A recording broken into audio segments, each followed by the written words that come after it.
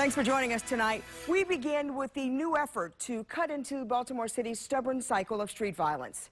There were 211 murders in the city last year. 189 of the victims were African-American males.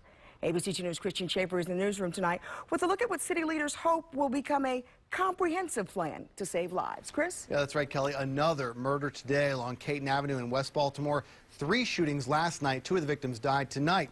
Hundreds of people came together to try and coordinate their efforts with the hope that if they can't stop the violence, at least they might slow it down.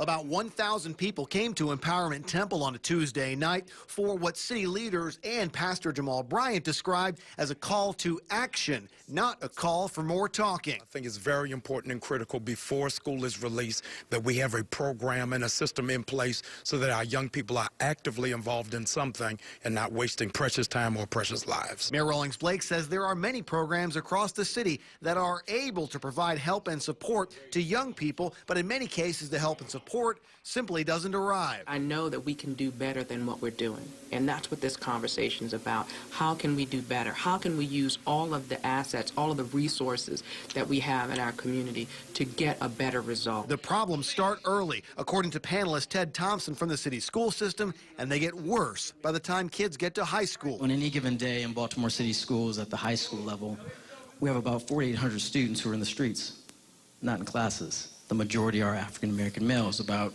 78%. The system has started what it calls an engagement center to have conversations with students drifting into trouble, trying to identify and help them before they can become another statistic. What became apparent for our young men is that we haven't done enough to ensure that they have what they need to be successful.